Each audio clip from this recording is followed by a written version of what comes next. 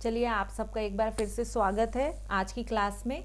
और आज हम जो सिलेबस का 4th पार्ट है उसका जो पहला टॉपिक है विकास व अभिवृद्धि, हम यहाँ से प्रारंभ करेंगे।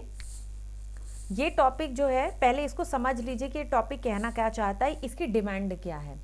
तो किसी भी एग्जाम की दो चीज़ें होती है, एक उसकी डिमांड होती है कि एग्जामिनर जो आपका एग्जाम ले रहा है वो आपसे क्या चाहता है कि आप जो पढ़ रहे हैं उसमें आपको क्या क्या आए। इस टॉपिक की डिमांड ये है कि एक बच्चा है जो कि माँ के गर्भ में जिसका विकास हुआ, तो माँ के गर्भ में विकास होने पर जो उसका विकास हुआ, तो माता और पिता के आपस में जो संबंध बने उससे एक बच्चा जन्म लेता है। जब एक मेल और फीमेल के बीच संबंध हुआ तो बच्चा कैसे डेवलप हुआ, क्या उसके आनुवांशिक गुण कैसे, जेनेटिक मतलब जो उनकी आनुवांशिक गुण होते हैं, मतलब जेनेटिक क्वालिटीज़ जो हैं वो बच्चे में कैसे आई, कौन सी नहीं आई, किस प्रकार का परिवर्तन हुआ दोनों में, माता और पिता के गुणों में किस प्रकार के परिवर्तन से एक नया बच्चा जन्म लिया। ये सारे परिवर्तन, फिर बच्चे का विकास कैसे हुआ। विकास सिर्फ शारीरिक विकास की बात नहीं है, यहाँ पर बच्चे के विकास में उसका शरीर, उसका मन, उसका व्यवहार, समाज के प्रति वो क्या नजरिया रखता है, सामाजिक परिवर्तन कैसे होते हैं, संवेगात्मक कैसे वो उसका डेवलपमेंट हुआ। संवेगात्मक मीन्स इमोशनल, भावनात्मक कैसे उसका विकास हुआ, उसने क्या चीजें सीखी, कैसे उसका मानसिक विकास हुआ और उसके मन पर बाहरी चीजों का क्या प्रभाव पड़ा। तो इसके लिए बहुत सारे चिंतक, जो चिंतक थिंकर्स हम जिनको कहते हैं, या साइंटिस्ट, आप साइंटिस्ट भी कह सकते हैं, इन्होंने अपने अपने रिसर्च किए। रिसर्च के बाद कोई भी जब रिसर्च होती है तो उसका एक निष्कर्ष निकलता है कि भाई मान लीजिए कोई साइंटिस्ट है, वो किसी पे टेस्ट कर रहा है, कोई दो लोगों पर टेस्ट किया और दो लोगों की मान लीजिए मनोवृत्ति पर उसने परीक्षण करके और एक निष्कर्ष निकाला कि फला व्यक्ति की मनोवृत्ति ऐसी है और एक दूसरे व्यक्ति की मनोवृत्ति ऐसी है। तो इस प्रकार से ये उसका निष्कर्ष हुआ। ऐसे ही जब बहुत सारे साइंटिस्ट ने इस पर रिसर्च किया, शोध किया, तो उन्होंने अपने अपने निष्कर्ष दिए। निष्कर्ष के साथ उन्होंने अपने अपने सिद्धांत भी दिए कि हमारा ये सिद्धांत है। उन्होंने सिद्धांतों का प्रतिपादन किया, सिद्धांत बनाए। जैसे कोई साइंटिस्ट ने मिसाइल बनाई तो उसने मिसाइल में सबसे ज्यादा काम किया तो वो उसकी मिसाइल हो गई कि उन्होंने मिसाइल बनाई। ऐसे ही सिद्धांतों में कि ये वैज्ञानिक ने ये सिद्धांत बनाया तो उसके नाम से वो सिद्धांत प्रसिद्ध हुआ। फिर अलग अलग वैज्ञानिकों ने अलग अलग सिद्धांत दिए।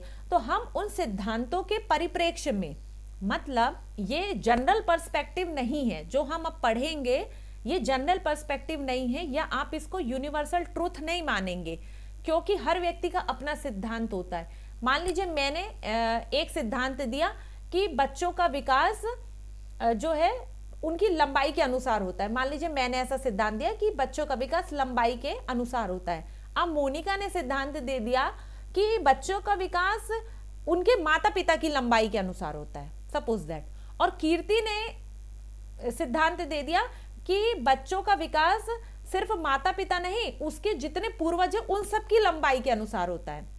तो ये 3 लोग हो गए हम, और तीनों का अलग अलग सिद्धांत हो गया।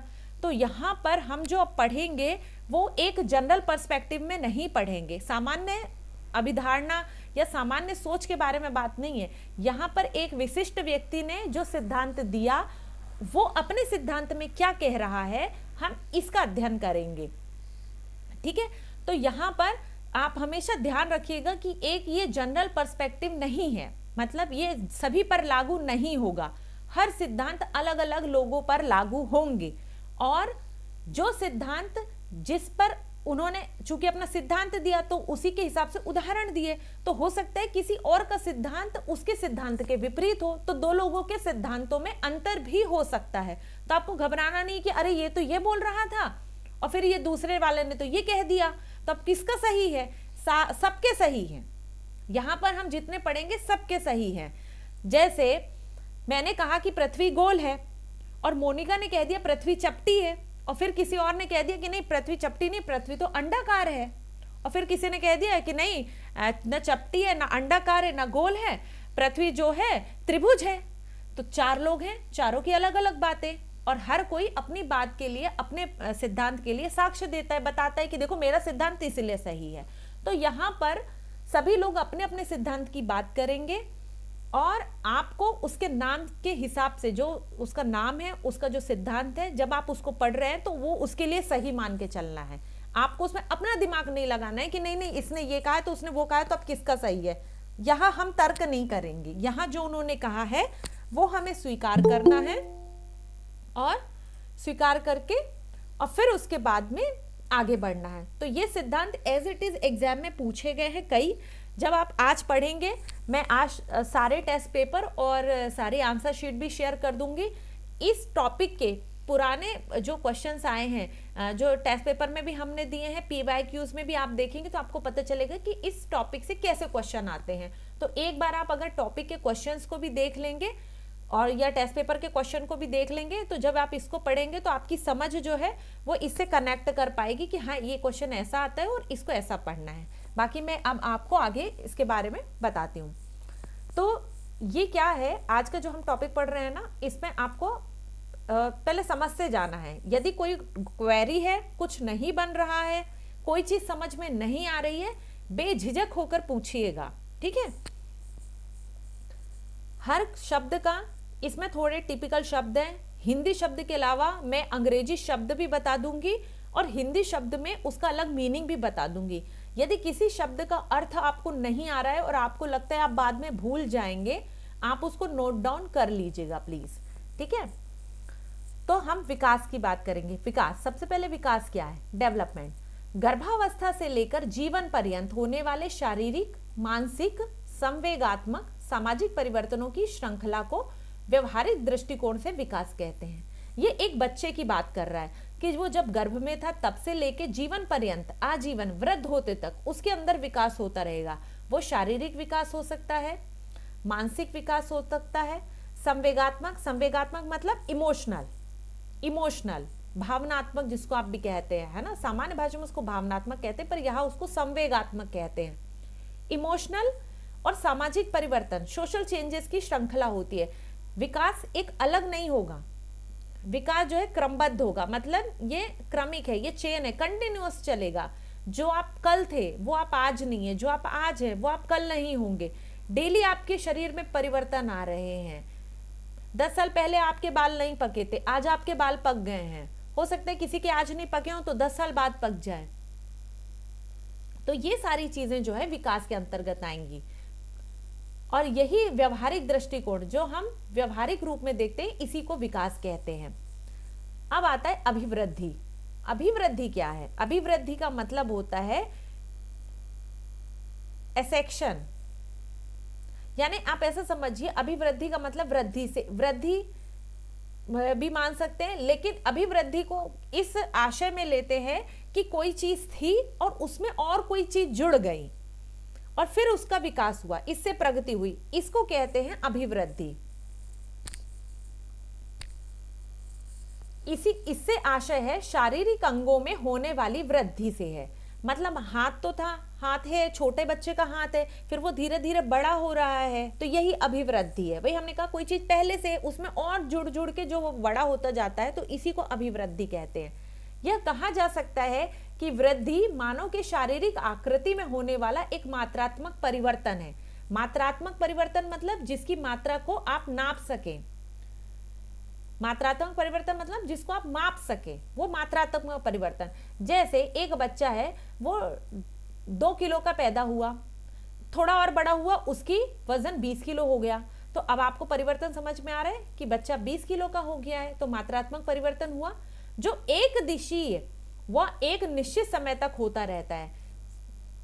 फॉर एग्जाम्पल, बच्चे की हाइट है, ठीक है, हाइट है बच्चे की, अब वो एक निश्चित टाइम तक हाइट बढ़ेगी। ऐसा थोड़ी है कि जिंदगी भर बढ़ता रहेगा। ऐसे जिंदगी भर बढ़ते तो सब यूकेलिप्टस के पेड़ हो जाते, तो ऐसा नहीं होता है।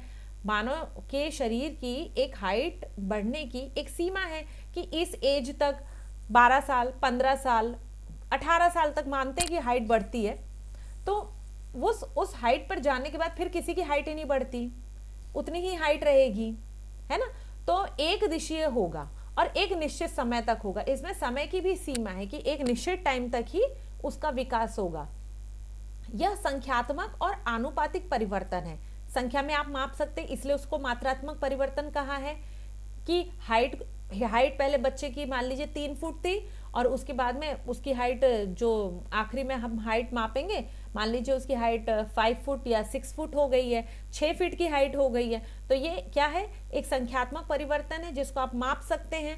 अभिवृद्धि एवं विकास के सिद्धांत, इसके आगे हम अभिवृद्धि और विकास के सिद्धांत पढ़ेंगे कि इसमें किन किन लोगों ने अपने सिद्धांत दिए कि ये कैसे होता है, अभिवृद्धि और विकास कैसे होता है। इसको एक्रेशन भी कहते हैं अभिवृद्धि को।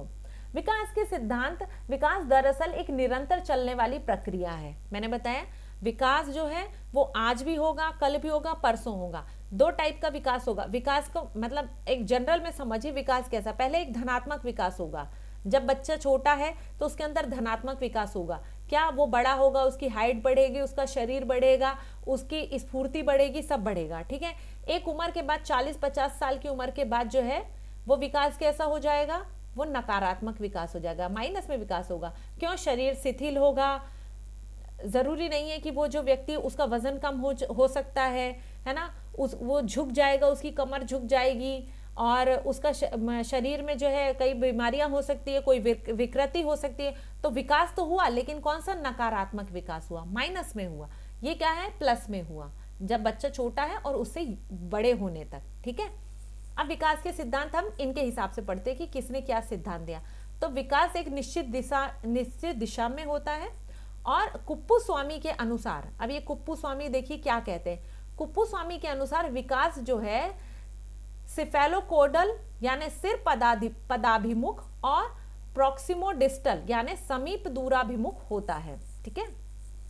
अब इसको समझिए कि ये कहना क्या चाहता है। तो सेफलोकोडल या इसको सिफेलोकोडल भी कहीं लिखा मिलेगा और सेफलोकोडल भी लिखा मिलेगा। सिर पदाभिमुख, ठीक है, यानी सिर, पहले सिर की बात कर रहे हैं। सिर बड़ा है बच्चे का, पहले सिर का विकास होगा। जब भ्रूण में बच्चा होता है तो सबसे पहले क्या, उसके सिर का विकास होता है। 5 महीने तक उसका सिर का ही विकास होता है सबसे ज्यादा, बाकी शरीर का विकास कम होता है, ठीक है, सिर की तुलना में कम होता है। तो जब बच्चा कोई पैदा होता है और आपने देखा होगा जो नवजात बच्चा होगा उसका सिर सबसे ज्यादा बड़ा होगा, ठीक है, और बाकी शरीर उसकी अपेक्षा कम होगा। तो ये कहता है कि पहले बालक के सिर का विकास होता है, इसके बाद सिर से पैरों की दिशा में विकास होता है। जब बच्चा जन्म लिया, नवजात बच्चा है, आपने देखा होगा अगर, तो छोटा, एक तो उसका सिर बड़ा हुआ, लेकिन उसका सिर ही काम करता है। क्यों, जैसे कैसे, दूध पीने के लिए उसका मुंह काम करता है, यहाँ वहां देखने के लिए वो आंखों को इधर उधर करेगा। जब 2-3 महीने का होगा, आप उसके गाल को टच करेंगे तो वो टच करने के साइड पर टर्न करके देखेगा। क्या वो पैरों से चल पाता है? नहीं। कब तक? 1-1.5 साल की उम्र तक। लगभग 1.5 साल में बच्चे जो हैं वो खड़े होना, थोड़ा थोड़ा चलना सीखते हैं। तो सबसे लास्ट में किसका विकास हुआ? पैर का। हाथ पकड़ना, 5-6 महीने में बच्चा जो है चीजों को पकड़ने लगता है। तो मतलब सबसे पहले किसका विकास हुआ? सिर का, फिर शरीर का, बाकी वो पलटने लगेगा। हाथ का विकास होगा, चीजों को थोड़ा पकड़ने लगेगा, बैठने भी लगेगा, लेकिन चलने की प्रक्रिया में उसको 1.5-2 साल का समय लगेगा। 1-1.5 साल के बाद ही वो चल पाएगा। तो वो इसी को कहता है सिर पदाभिमुख, यानी विकास जो है सिर से पैर की ओर होता है। विकास सिर से पैर की ओर होगा। अब ये कब होगा? शैशवावस्था से शिशु अवस्था तक। यहां लिखा नहीं है, आप नोट कर लीजिएगा। ये शैशवावस्था से शिशु अवस्था तक। अब सेकंड कहता है प्रॉक्सिमोडिस्टल, यानी समीप दूराभिमुख। ये एक प्रकार का अपसारी विकास है। अपसारी का मतलब होता है, अपसारी एक शब्द है, अपसारी का अर्थ होता है केंद्र से बाहर की ओर, बाहर की ओर जाना। मतलब आप एक ग्राउंड में बीच में खड़े हैं और आपसे सारी रेखाएं बाहर की तरफ खींच दी जाएं, तो ये होगा अपसारी विकास, ठीक है।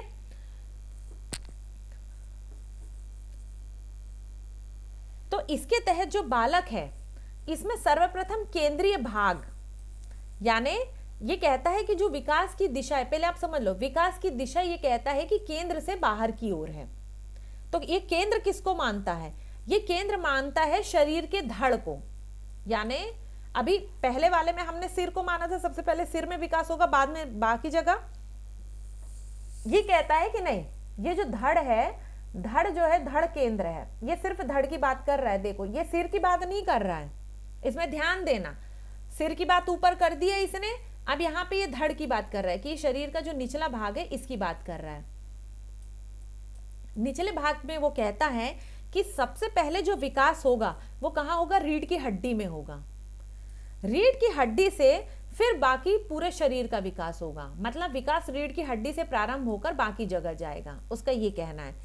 तो जैसे कंधे, रीढ़ की हड्डी से पहले कंधों में विकास होगा, फिर कोहनी में विकास होगा, फिर कलाई में विकास होगा, फिर हथेली की ओर विकास होगा, और अंत में वह अंगुलियों का प्रयोग करना सीखता है। ठीक है, वो कह रहा है कि एक शरीर के केंद्र में शरीर का जो रीढ़ की हड्डी है, यहां से विकास शुरू होगा और बाहर की ओर फैलेगा। जैसे मैंने बताया अपसारी विकास मतलब यही है कि बाहर की ओर फैलना, अपसारी मतलब बाहर की ओर फैलना। तो विकास कैसे फैला? रीढ़ की हड्डी से प्रारंभ हुआ, फिर कहाँ आया? इसमें आया, अपने कंधों में आया, कंधों से फिर कहाँ आया? कोहनी में आया, फिर कलाई में आया, फिर हथेली में आया, और सबसे लास्ट में वो उंगलियों का प्रयोग करना सीखता है। कोई भी बच्चा जो है, आपने देखा होगा, शुरू से ही वो सारी चीजें नहीं पकड़ पाता है। उंगलियों का प्रयोग करना सीखने का मतलब क्या है? जब बच्चा पढ़ने लिखने लगता है, वो पेंसिल पकड़ने लगता है, तो वो जब काफी बड़ा हो जाता है तब वो उंगलियों से काम कर पाता है। उसके पहले वो पूरी हथेलियों का उपयोग करता है, और जब वो हथेलियों का उपयोग नहीं करता और छोटा होता है तो क्या करता है? वो कोहनी हाथ बस इधर उधर करता है। तो यहाँ पर हम एक छोटे बच्चे का विकास देख रहे हैं। तो ये गर्भावस्था में जब बच्चा है, और उसके बाद सबसे पहले सिर का विकास होगा, कहेंगे सिर से पैर का विकास हो रहा है यहाँ पर सेफेलोकोडल में, और प्रॉक्सिमोडिस्टल में फिर रीढ़ की हड्डी केंद्र में है, और अपसारी विकास होगा। केंद्रीय भाग रीढ़ की हड्डी का पहले विकास होगा, और उसके बाद में बाहरी कंधे, कोहनी, कलाई और फिर हथेली का विकास होगा। मैंने इसको बहुत समय लेके आपको समझाया है, और अब आप इसको नहीं भूल सकते हैं, बिल्कुल इसको भूलना नहीं है। इसमें से क्वेश्चन आ सकता है कि ये विकास कैसा है। ये एक प्रकार से बच्चे की जो उंगलियों की बात है ना, ये सूक्ष्म जो मोटर कौशल होता है, वही लिखने की कला, ये इसके विकास की बात करता है। ठीक है, आगे चलते हैं। ये है परस्पर संबंध का सिद्धांत, प्रिंसिपल ऑफ इंटरकनेक्टेडनेस। मानव विकास के क्रम में एक पक्ष दूसरे पक्ष से जुड़ा होता है। जैसे शारीरिक विकास अच्छे से होने पर बालक का मानसिक विकास भी बेहतर होता है, और जब ये अच्छे से होता है तो बालक समाज के साथ भी बेहतर अंतरक्रिया करता है। फलस्वरूप उसका सामाजिक व संवेगात्मक विकास भी बेहतर तरीके से होता है। अतः जाहिर है कि विकास के समस्त संप्रत्यय एक दूसरे से जुड़े हुए रहते हैं। संप्रत्यय यानी क्या होता है? संप्रत्यय यानी क्या? संप्रत्यय यानी कॉन्सेप्ट, अवधारणा ये है।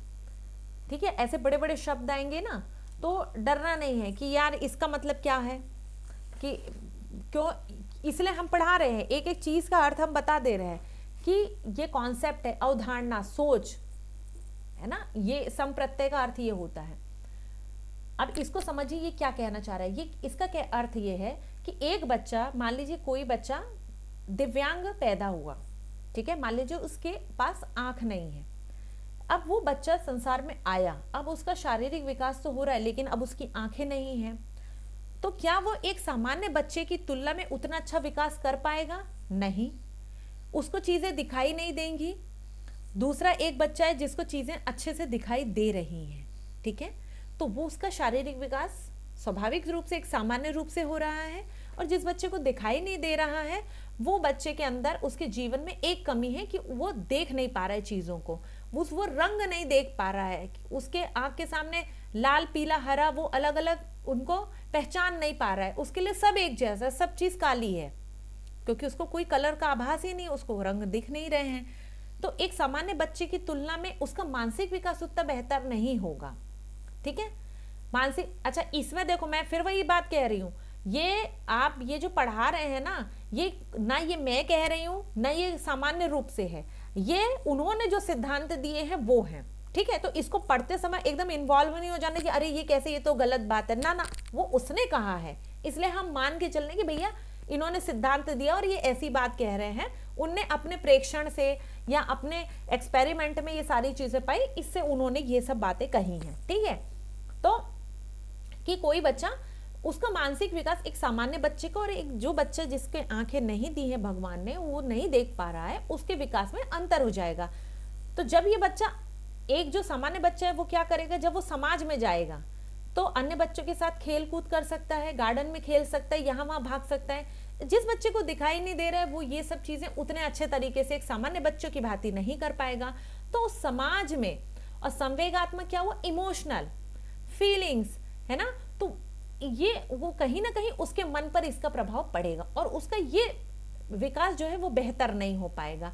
क्यों? क्योंकि वो सोशल नहीं हो पाएगा, वो लोगों से उतने अच्छी तरीके से मिलजुल नहीं पाएगा। ये चीजें उसके मन पर प्रभाव डालेंगी। ठीक है, और यही उसके संवेगात्मक विकास पर भी प्रभाव डालेंगे। उनके इमोशनल, उसको इमोशनली ये महसूस होगा कि अच्छा मेरे आंख नहीं है, मैं देख नहीं पा रहा हूँ और मैं रंगों को नहीं पहचान पा रहा हूँ। तो ये सब चीजें उसके दिमाग पर असर डालती हैं और उसका विकास, और ये जो विकास के सारे आयाम, यानी ये विकास की जितनी चीजें हैं, तो ये जो अवधारणा है, संप्रत्यय यानी कॉन्सेप्ट, किसी चीज के बारे में जो अवधारणाएं दी जाती हैं या उनके बारे में जो कहा जाता है, संकल्पनाएं दी जाती है, इसको विचारधारा भी कह सकते हैं। तो ये सब एक दूसरे से जुड़े होते हैं। ठीक है, आगे चलते हैं। वृद्धि व विकास की गति एवं दर का समान न होना। तो विकास एक निरंतर चलने वाली प्रक्रिया है, परंतु इसकी गति हर समय एक समान नहीं होती है। जैसे शैशवावस्था में शिशु की विकास दर तीव्र होती है। जब बच्चा छोटा होगा तेजी से ग्रोथ करता है, उसका वजन तेजी से बढ़ता है, उसकी हाइट भी तेजी से बढ़ती है।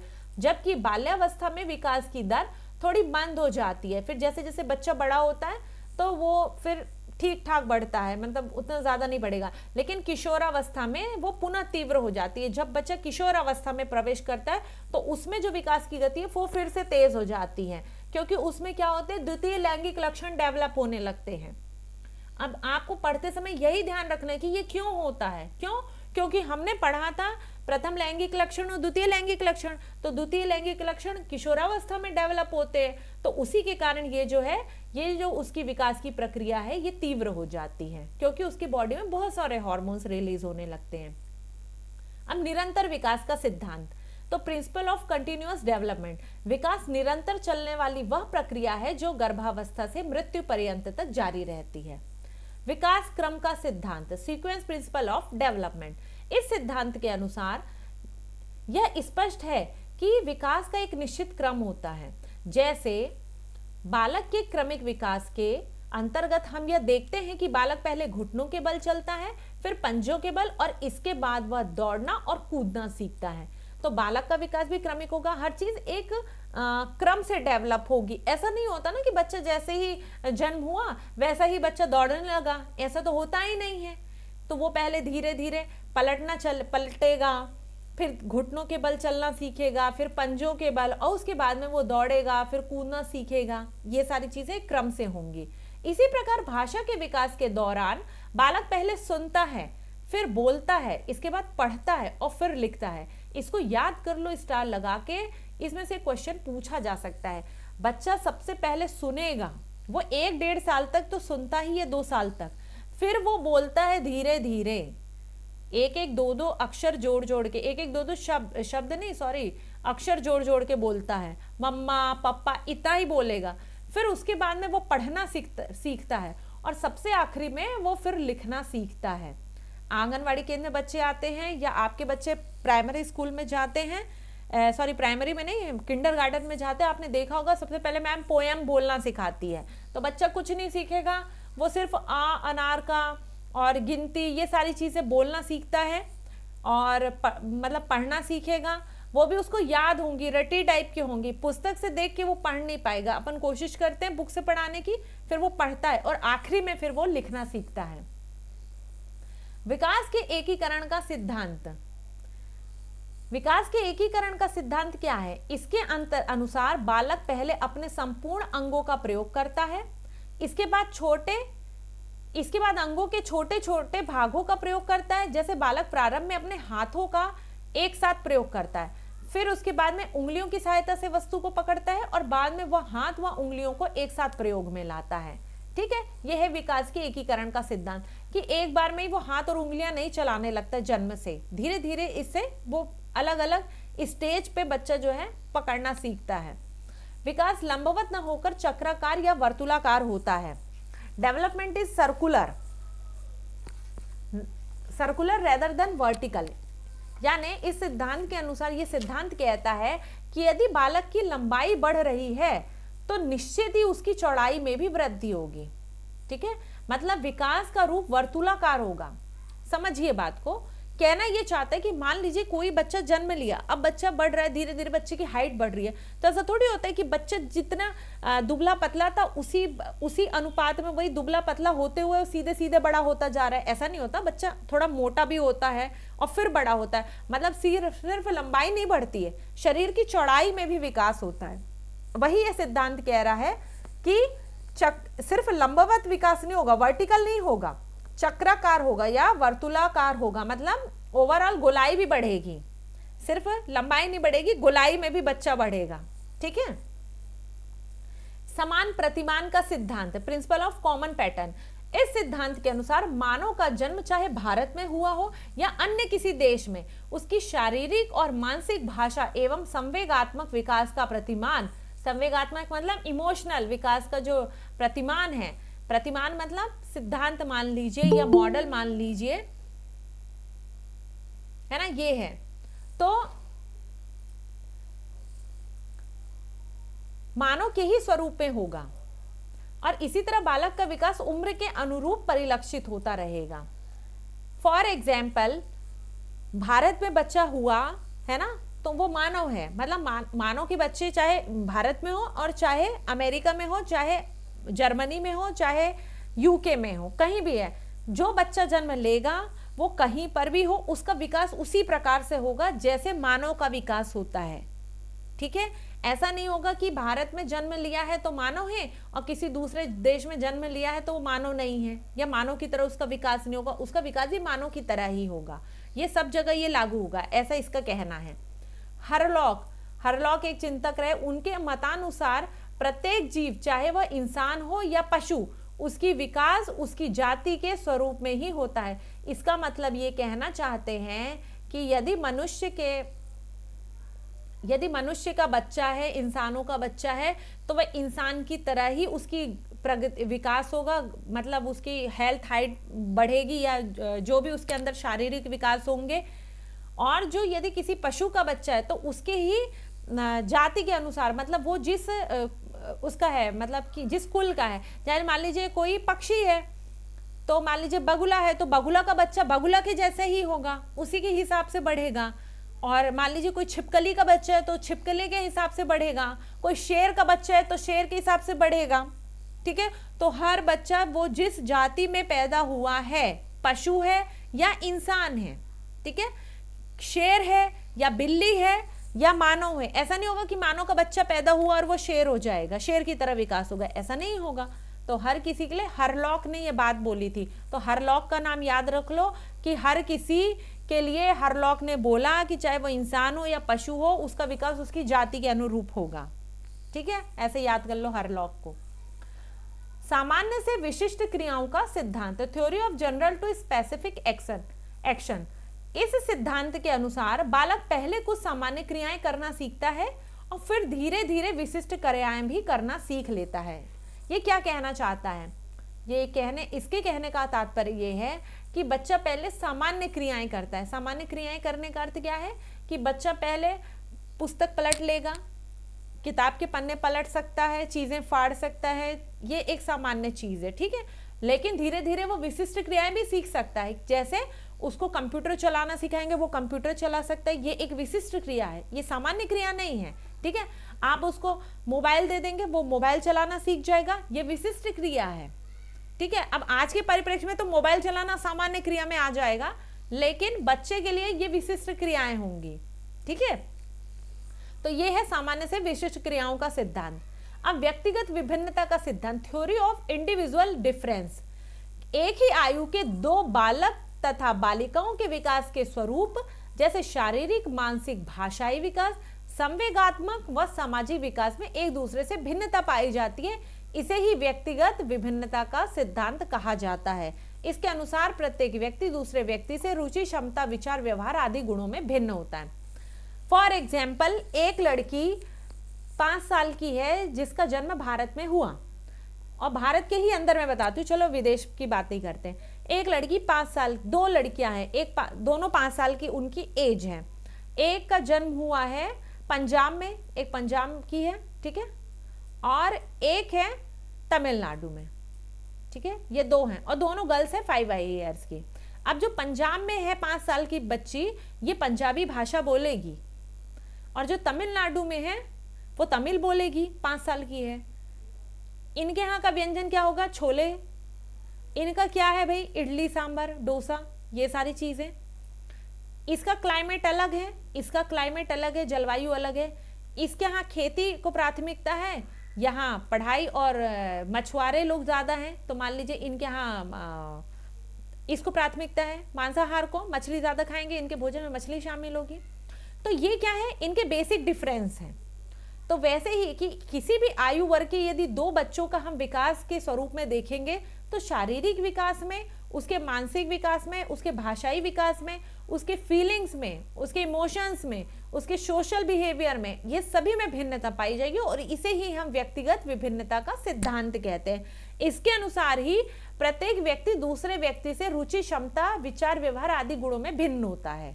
ठीक है, ये हमने एक ही आयु वर्ग के 2 लोग देखे, लेकिन आप अपने घर में ही देखिए, आयु वर्ग की बात नहीं करेंगे, अगर यदि 2 जुड़वा भी हैं तो 2 जुड़वा की चॉइस एक सी नहीं होगी, अलग अलग होगी।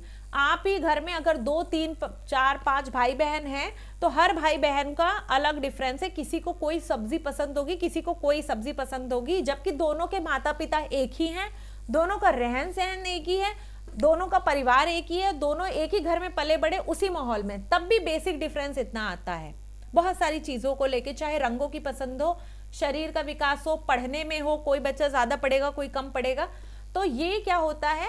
ये व्यक्तिगत विभिन्नता का सिद्धांत इसको कहते हैं, व्यक्तिगत विभिन्नता का सिद्धांत, कि हर व्यक्ति व्यक्तिगत रूप से अलग होगा।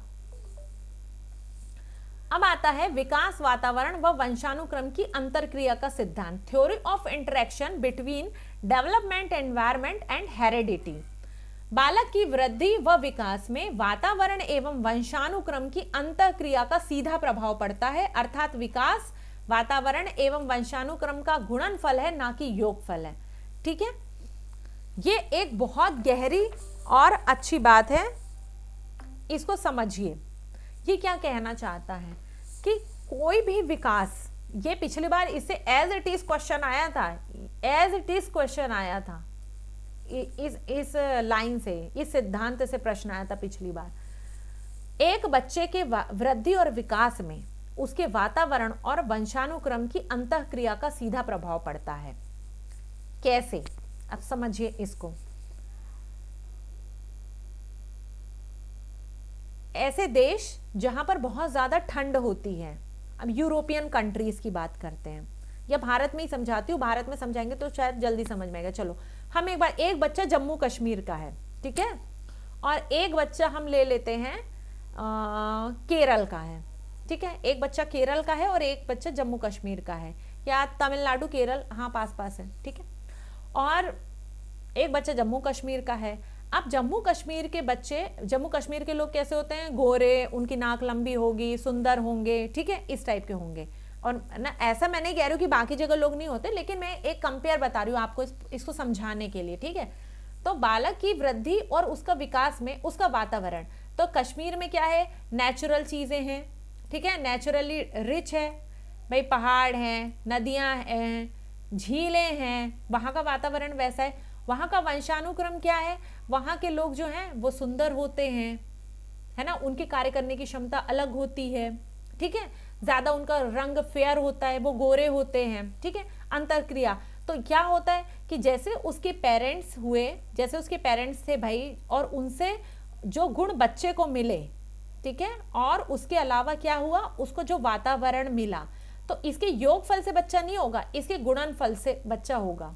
गुणनफल का मतलब ये होता है कि जोड़ने से नहीं होगा। फॉर एग्जाम्पल, मान लीजिए कोई बच्चा मध्य प्रदेश में पैदा हुआ, ठीक है, आप उसको ले जाके कहाँ रख दीजिए, जम्मू कश्मीर में, तो आप सोचें कि जो बच्चा जम्मू कश्मीर में ही हुआ है और ये मध्य प्रदेश का बच्चा, ये दोनों सेम होंगे? तो नहीं होंगे। क्यों? क्योंकि बच्चे जो जम्मू कश्मीर में बच्चा हुआ उसको वंशानुक्रम का और वातावरण दोनों का प्रभाव मिला है। क्यों? क्योंकि उसका गुणनफल हुआ है। और यहाँ जो मध्य प्रदेश में बच्चा है इसको आनुवांशिक नहीं मिला है, वंशानुक्रम का प्रभाव नहीं मिला है, क्योंकि इसके माँ बाप तो मध्य प्रदेश के हैं, ठीक है, वो वहां चले गए, बच्चा यहाँ चला गया, तो बच्चे को क्या मिल रहा है? सिर्फ प्रभाव, क्या मिल रहा है? सिर्फ वातावरण मिल रहा है। तो ये क्या करेगा? ये योग रहेगा, ठीक है, ये नहीं बन पाएगा। इसका एग्जाम्पल मैं आपको बताती हूँ। जो मूल अमेरिकन नागरिक हैं, जैसे भारत से कोई अमेरिका गया हुआ है, अभी आपने जैसे कमला हैरिस को देखा था लास्ट चुनाव में, वो क्या है, उनके पेरेंट्स भारत से गए थे वहां पर, तो उनके अभी भी उनकी जो जेनेटिक्स है, समझ रहे हैं, वो जो ओरिजिनल वहां के लोग हैं, अमेरिकन लोग हैं, उनके बराबर नहीं है। तो जो जिस जगह रहता है वहां का वंशानुक्रम मतलब हेरिडिटी, उसके पेरेंट्स से जो उसको मिला वो, और उसका वातावरण, उसका गुणनफल होगा, उसका जो प्रकटीकरण होगा, उसका जो विकास होगा। और अगर कोई बच्चा दूसरी जगह हुआ, उसका वंशानुक्रम दूसरा है और वो जाके किसी और माहौल में होगा, तो वो क्या होगा? वो सिर्फ योगफल होगा, तो उसका रिजल्ट वैसा नहीं आएगा। तो इसीलिए ये कहता है कि जो विकास है ये वातावरण और वंशानुक्रम की अंतर क्रिया का सिद्धांत है। मतलब ये दोनों का फर्क पड़ेगा, वंशानुक्रम का भी पड़ेगा और वातावरण का भी पड़ेगा। तो ये दोनों का क्या होगा? गुणनफल होगा, मल्टीप्लाई होंगे। अरे ऐसा समझो यार, 9 महीना बच्चा जो है उसकी पेट में रहा, उसी वातावरण में रहा, उसके पेरेंट्स भी वहीं के हैं, उसके पेरेंट्स की जो महिला है वो भी वहीं की है, उसके वो भी अपने पेरेंट्स के मतलब उसकी मदर ने भी उसको जन्म दिया, तो 9 महीने वो उनके पेट में रही, तो उनका पता नहीं कितनी पीढ़ियों से वो उसी माहौल में रहे आ रहे हैं, तो वो वातावरण का प्रभाव उन पर पड़ रहा है ना। इसके कारण जो वातावरण है और जो बच्चा है आनुवांशिक, उस पर प्रभाव पड़ेगा। इस बात को अच्छे से समझो। ये बात जो है ये पिछले बार इसमें से ही क्वेश्चन आया था। अब वंशानुक्रम के नियम और सिद्धांत, कि वंशानुक्रम के कौन कौन से नियम हैं। वंशानुक्रम तो समझ में आता है ना। वंशानुक्रम क्या होता है? एक वंश जो आगे आगे चलता जाता है। तो सबसे पहले है समानता का नियम, लॉ ऑफ रिसेम्बलेंस।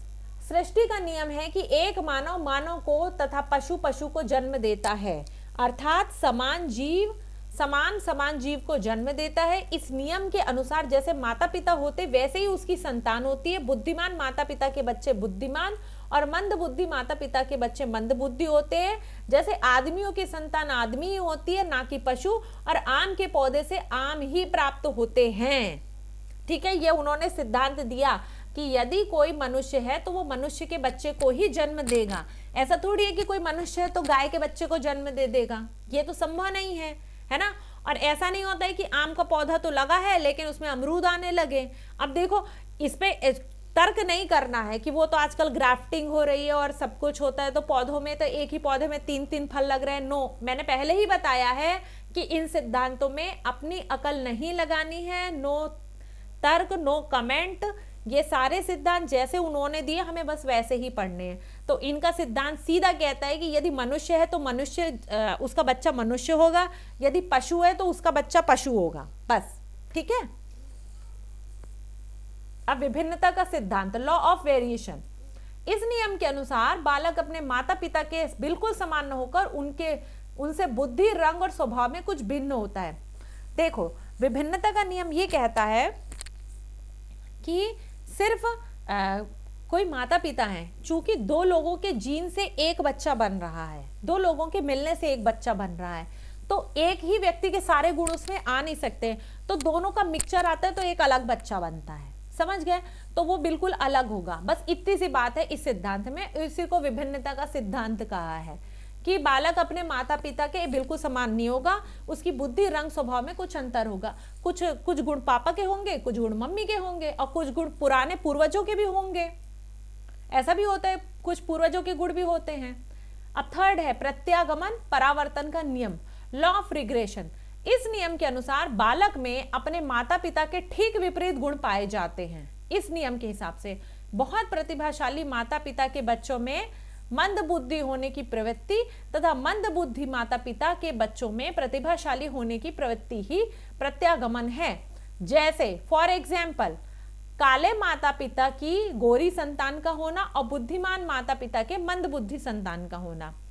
आपने बहुत बार ये देखा होगा, उन्होंने भी प्रेक्षण करके और फिर ये सारी चीजें दी है कि कभी कभी होता है माता पिता दोनों गोरे होते हैं पर पता चला बच्चा जो है वो सांवला है, या हो सकता है कि माता पिता काले हो और बच्चा गोरा हो। तो उसका कारण होता है कि उनके पूर्वजों में किसी में ऐसा जीन रहा होगा और वो जो जीन है धीरे धीरे धीरे धीरे बाद में वो विकसित होकर उस बच्चे में आ गया तो वो गोरा हो गया। कभी कभी होता है कि आपने देखा होगा बहुत सारे घरों में माता पिता तो अच्छे रहते हैं पर बच्चा दिव्यांग होता है, ये भी बात है। तो ये भी इसी के कारण होता है, इसी को परावर्तन का नियम कहते हैं, लॉ ऑफ रिग्रेशन। ठीक है। और किसी किसी घर में आपने देखा होगा कि माता पिता में दोनों में प्रॉब्लम होती है लेकिन बच्चे अच्छे होते हैं। मतलब मान लीजिए हो सकता है कि कोई माता पिता दिव्यांग होते हैं लेकिन उनका बच्चा जो है वो सही होगा, सामान्य बच्चे की तरह होगा, उसके अंदर कोई दिव्यांगता नहीं होगी। मेंडल का आनुवांशिकता का सिद्धांत, ग्रेगर जॉन मेंडल। ये जो ग्रेगर जॉन मेंडल है ना, ये बहुत, इनका नाम कहीं कहीं ग्रेगर जोहान मेंडल भी आपको मिलेगा। वो जॉन एक्चुअली तो वो इंग्लिश ट्रांसलेशन जो है वो जोहान कहीं कहीं लिखा आता है। ये बहुत बड़े कहना चाहिए ये फादर ऑफ हेरिडिटी है, फादर ऑफ जेनेटिक्स कह सकते। सबसे पहले इन्होंने ही बताया था कि आनुवांशिकता के कारण कैसे मतलब कैसे पीढ़ियों में आगे गुण आते हैं। ठीक है। तो ये एक पादरी थे, मतलब चर्च में, चेकोस्लोवाकिया में एक चर्च के पादरी थे। ठीक है। और इन्होंने ये प्रतिपादन किया था। तो इस नियम के अनुसार वर्ण संकर प्राणी या वस्तुएं अपने मौलिक या सामान्य रूप की ओर अग्रसर होती हैं। मेंडल ने मटर के पौधे काले व सफेद चूहों पर प्रयोग किया। तो मेंडल का ये मटर के पौधे वाला प्रयोग जो है वो बड़ा प्रसिद्ध है। और इसमें इन्होंने क्या किया था, अपने गिरजा, मतलब वो पादरी थे चर्च में, तो चर्च के बगीचे में बड़ी और छोटी मटरें बराबर संख्या में मिलाकर बोई और उगने वाली मटरों को फिर कई बार बोया। तो अंत में नतीजतन उगने वाली मटरें शुद्ध मटरें वास्तविक थी। मेंडल को आनुवांशिकी का जनक यानी फादर ऑफ हेरिडिटी, ये थोड़ा स्पेलिंग मिस्टेक है, इसको सही कर लेना, फादर ऑफ हेरिडिटी भी कहते हैं।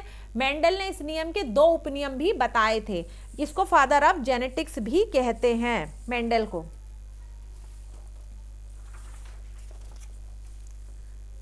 और मेंडल के जो नियम है उसमें है, एक है पृथक्करण का नियम, प्रिंसिपल ऑफ सेग्रीगेशन, और दूसरा है स्वतंत्र छटाई का सिद्धांत यानी प्रिंसिपल ऑफ इंडिपेंडेंट असॉर्टमेंट। ये स्वतंत्र छटाई, इसको स्वतंत्र वर्गीकरण भी कहते हैं। और एक नियम कहीं कहीं आता है, एग्जाम में मुश्किल है पूछना, वो पूछेगा नहीं लेकिन फिर भी मैं बता रही हूँ, एक नियम और आता है प्रभुत्व और एक रूपता का नियम। ये भी मेंडल के नाम से आता है, प्रभुत्व और एक रूपता का नियम। तो ये जो मटर का प्रयोग उन्होंने किया था, मैं उसके बारे में थोड़ा सा बता देती हूँ ताकि आप समझ पाओ कि क्या था। तो उन्होंने क्या करे, अपने चर्च के बाहर जो उनका बगीचा था, गार्डन था, वहां पर मटर के पौधे लगाए, क्योंकि मटर की फसल जल्दी जल्दी हो जाती थी और जल्दी होने के साथ उनको उसको बार बार रिपीट करने के लिए आसानी होती थी। तो मटर के पौधे जो है उन्होंने एक बड़ी मटर ली, एक छोटी ली, और दोनों को साथ बराबर मात्रा में साथ में बोया। फिर उनसे जो मटर मिली फिर उनके बीज बोए एक साथ, फिर जो मटर मिली उनके बीज बोए एक साथ। तो उन्होंने देखा कि 1/3 का रेशियो होता है, मतलब किसी भी ओरिजिनल वाले मटर में जो चेंज हुआ दूसरे बाजू वाले मटर के कारण, तो वो 1:3 का रेशियो होता है। ठीक है। तो उन्होंने इससे उन्होंने बताया कि कैसे आनुवांशिक गुण जो है एक पीढ़ी से दूसरी पीढ़ी में जाते हैं, यानी 2 मनुष्य या इंसान, फिर बाद में इस पर बहुत रिसर्च हुआ, लेकिन उन्होंने स्पेशली यही सबसे पहले बताया कि कैसे एक पीढ़ी के गुण जो है दूसरी पीढ़ी में जाते हैं। तो चलिए हम इनका पृथक्करण का सिद्धांत देखते हैं। प्रिंसिपल ऑफ सेग्रीगेशन, जो कहता है कि जो गुण पहली पीढ़ी में दबा रहता है वह समाप्त नहीं होता बल्कि बाद की पीढ़ियों के सदस्यों में दिखाई देता है। वही हमने बात कही थी थोड़ी देर पहले कि मान लीजिए किसी के पिता काले हैं लेकिन उनके पिता गोरे थे, यानी दादा गोरा था, तो पता चला नाती भी गोरा होगा, है ना। ऐसा होता है, क्यों? क्योंकि दादा गोरे थे, या किसी के नाना गोरे थे और उसकी मम्मी काली थी लेकिन बच्चा गोरा हो गया, ऐसा होता है। फिर स्वतंत्र छटाई का सिद्धांत, यानी कि स्वतंत्र वर्गीकरण का सिद्धांत, इसी को कहते हैं प्रिंसिपल ऑफ इंडिपेंडेंट असॉर्टमेंट। एक आनुवांशिक गुण का विकास और वितरण दूसरे आनुवांशिक गुण के वितरण से प्रभावित नहीं होता है। यहाँ पे नहीं लिख लो, ये नहीं छूटा, इसका नहीं लिखना, यहाँ पर प्रभावित नहीं होता है।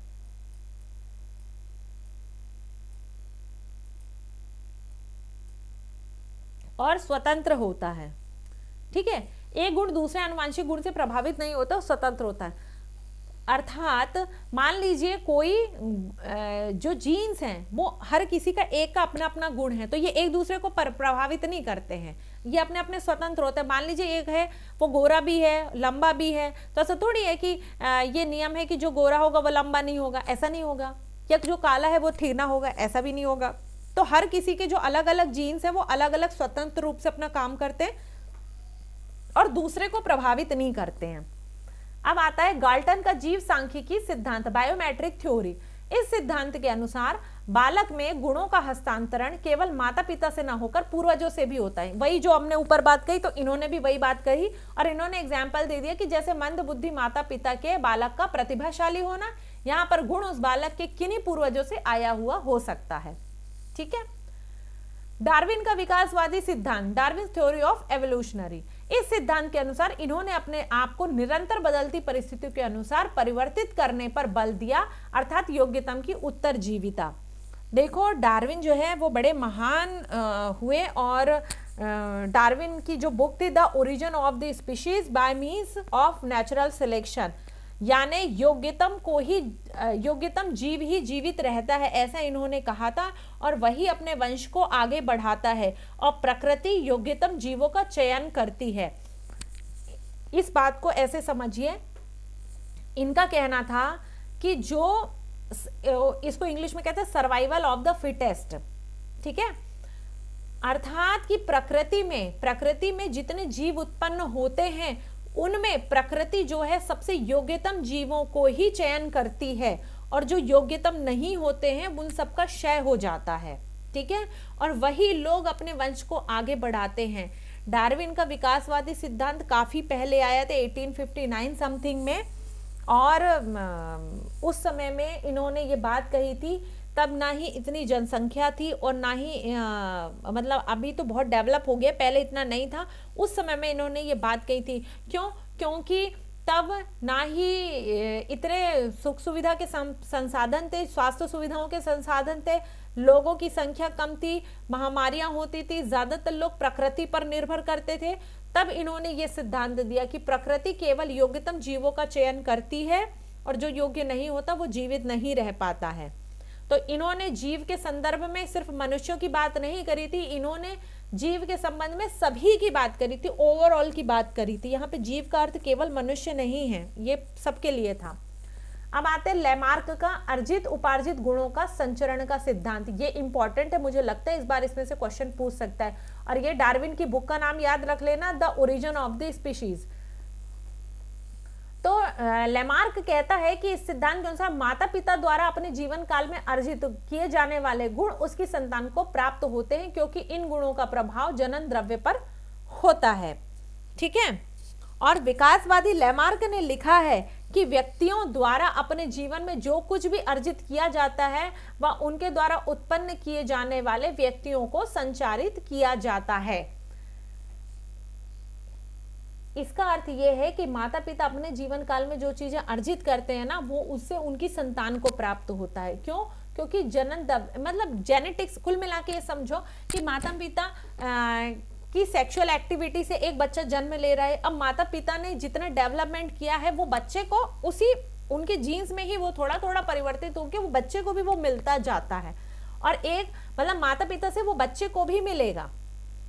जो व्यक्तियों द्वारा अपने जीवन में अर्जित किया गया। अब ये देखो, इसमें ऐसा मत सोचो कि माता पिता ने जितनी शिक्षा ले ली वो बच्चे को मिल जाएगी, ये वाली बात नहीं कह रहा है। वो गुण की बात कर रहा है कि कोई गुण है ना, या कोई स्पेसिफिक चीजों के बारे में वो बात कर रहा है। उसका अर्थ केवल एक उससे है, मतलब ये जो जन्म द्रव्य वाली बात है ना, ये इससे है उसका अर्थ, बाकी चीजों से नहीं है। ठीक है, तो ये लैमार्क का अर्जित उपार्जित गुणों के संचरण का सिद्धांत भैया याद कर लेना कि माता पिता के गुण उनके बच्चों में आएंगे, माता पिता द्वारा अर्जित गुण भी उनके बच्चों में आएंगे। अच्छा, इसको एक एग्जाम्पल से समझो। पहले 1950 के दशक की कोई पिक्चर वगैरह, 50-60 के दशक की कोई मूवी आपने देखी होगी। वो मूवी किस प्रकार की थी? ठीक है, फिर उस दशक की जनरेशन और फिर उसके अगली पीढ़ी में कितना परिवर्तन आया।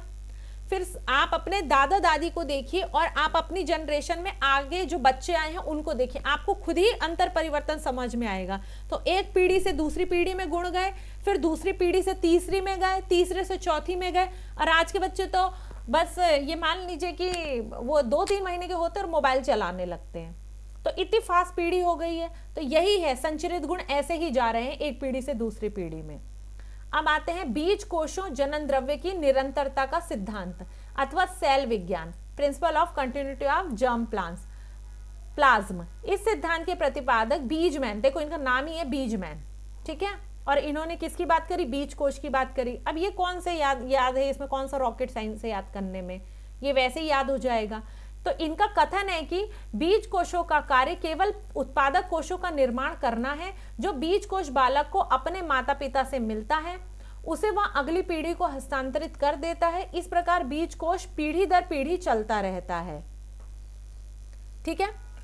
और ये बीज कोश के बारे में ये सिर्फ उसी की बात कर रहा है कि एक जो बच्चा जन्म लेने वाला है तो माता पिता से जो गुण उसको मिले वो कैसे हस्तांतरित होते हैं, ठीक है।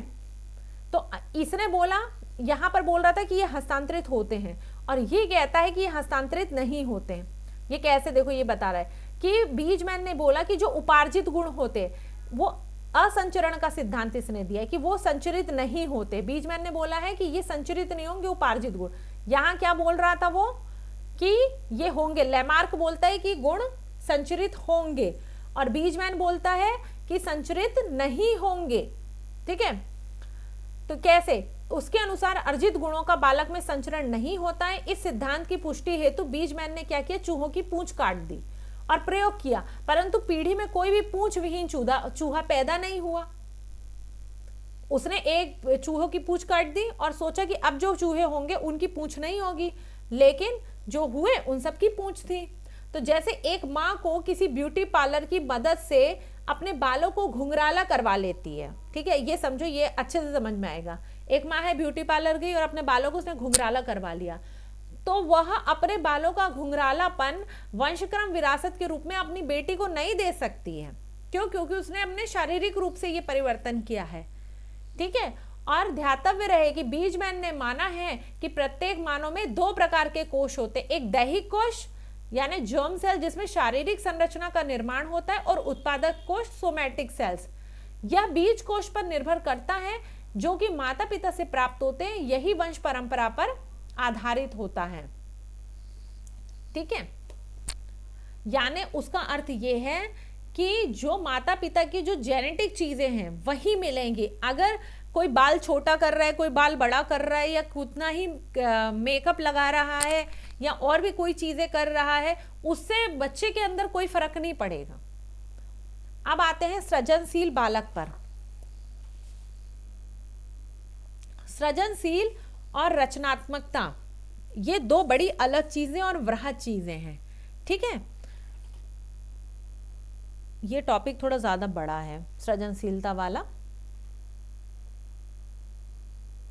मैं इसको आपको अभी जो है नॉर्मल इसके बारे में थोड़ा बता देती हूँ, क्योंकि ये टॉपिक पढ़ाने में ज़्यादा टाइम लगेगा। अब क्लास का टाइम भी हो रहा है। इसको पहले समझ लीजिए, इसका इंट्रोडक्शन समझिए कि सृजनशीलता से पहले आप समझिए कि सृजनात्मकता क्या होती है। सृजनात्मकता, या इसको हम क्या कहते हैं, रचनात्मकता। सृजनात्मकता और रचनात्मकता एक ऐसी चीज होती है जब एक यानी जो व्यक्ति के अंदर नए कार्य करने की योग्यता को लाती है, किसी नई चीज का को क्रिएट कर देना, नया बना देना, इसी को कहते हैं सृजनशीलता या रचनात्मकता। सृजनात्मकता के जनक टॉरेंस हैं। टॉरेंस को सृजनात्मकता का जनक कहा जाता है। इसमें सृजनात्मकता के लिए हम बालकों से प्रारंभ करते हैं कि सृजनशील बालक क्या होता है। वह बालक जो किसी क्षेत्र में अपने मानसिक कौशल का प्रयोग करके किसी कार्य में नवीनता, उपयोगिता, मौलिकता, विलक्षणता, प्रवाहितता को जन्म देता है, सृजनशील बालक कहलाता है या रचनात्मक बालक कहलाता है। कोई बच्चा ऐसा होता है जो अद्भुत मतलब किसी प्रतिभा का धनी होता है, वो नई चीजें करेगा और एकदम मतलब इतना नयापन ले आएगा किसी काम को करने में कि बाकी सभी लोग जो है वो हतप्रभ रह जाएंगे देखने में कि मतलब इसने बहुत बहुत ही विलक्षण कार्य कर दिया इस प्रकार से। तो सृजनात्मक बालक की जो है निम्न विशेषताएं होती है। यह प्रायः दूरदर्शी प्रवृत्ति के होते हैं। इसमें अपसारी यानी बाहर की ओर प्रसार करने वाला, मैंने बताया है। अमूर्त चिंतन मतलब जो सामने दिखाई नहीं दे रहा है उसके बारे में उसके अंदर चिंतन करने की योग्यता होती है। अमूर्त समझो, कल्पना शक्ति उसकी बहुत अच्छी होती है, कल्पनात्मक। उसमें जन्मजात और अर्जित दोनों प्रकार की प्रवृत्तियों की सृजनशीलता पाई जाती है। एक तो जन्मजात कोई होशियार होता है, आपने देखा होगा, और फिर उसके बाद में वो पढ़ के और बाहरी दुनिया से और चीजों को सीख के अपनी प्रवृत्तियों को और ज्यादा वो रचनात्मक हो जाता है। ये विचारों के आधार पर व्यवहारिक एवं कर्मठ होते हैं, ये दृढ़ निश्चयी होते हैं एवं किसी कार्य को पूरा करके ही संतुष्ट होते हैं। इनमें लचीलापन पाया जाता है। तमाम बातों में से अच्छी बातें ही जीवन में समाहित करते हैं। ये प्रायः परोपकारी प्रवृत्ति होते हैं। भाषा के क्षेत्र में इनकी धारा प्रवाहिता पाई जाती है। इनमें व्यापक स्तर पे कल्पनाशीलता होती है, मतलब बहुत कल्पनाशील होते हैं और बड़े होकर साकार रूप प्रदान करते कवि या वैज्ञानिक आदि बनते हैं। देखो ये सब चीज के लिए मैं एक उदाहरण बताती हूँ, उससे आप ये सबको रिलेट कर पाओगे। जब आप ये सृजनशील बालक पढ़ो, अपने दिमाग में एक व्यक्ति का नाम याद रखो, डॉक्टर एपीजे अब्दुल कलाम। उनको सब कोई जानता है, डॉक्टर एपीजे अब्दुल कलाम। या कुमार विश्वास, कवि से कुमार विश्वास याद कर लो और वैज्ञानिक से डॉक्टर एपीजे अब्दुल कलाम याद कर लो। ठीक है, याद करने का अर्थ ये है कि जब आप इसको पढ़ें तो इनसे रिलेट करके पढ़ें, चीजें जल्दी याद हो जाएंगी। ठीक है।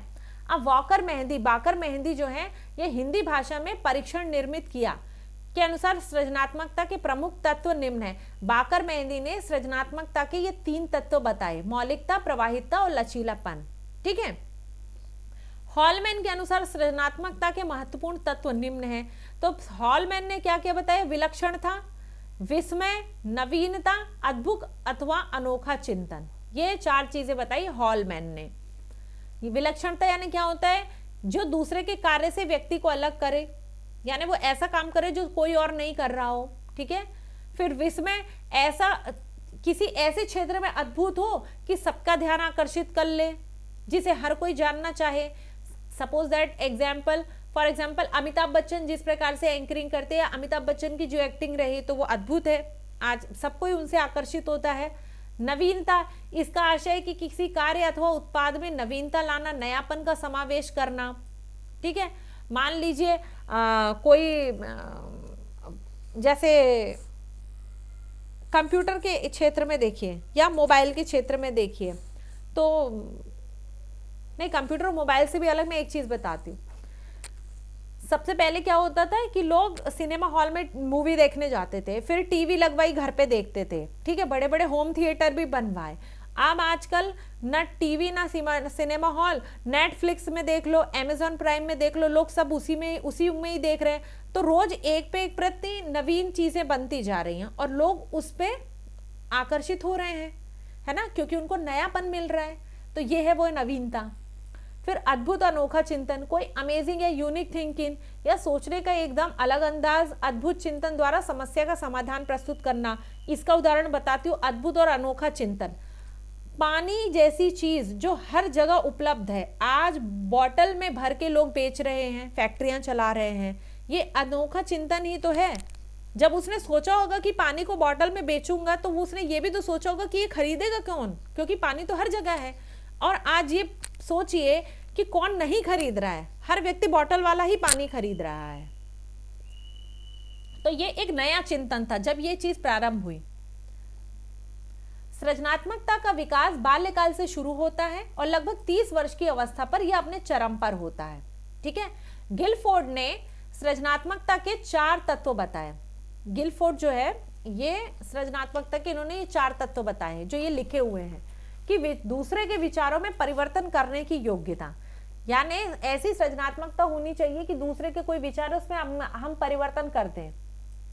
फिर सामंजस्य स्थापित करने की योग्यता, समस्या को आसानी से पुनः व्याख्या कर सकना और तात्कालिक स्थिति से परे जाकर सोचने की योग्यता, यानी अभी जो स्थिति है उससे परे जाकर भी हम सोच पाए, इस प्रकार की योग्यता होनी चाहिए।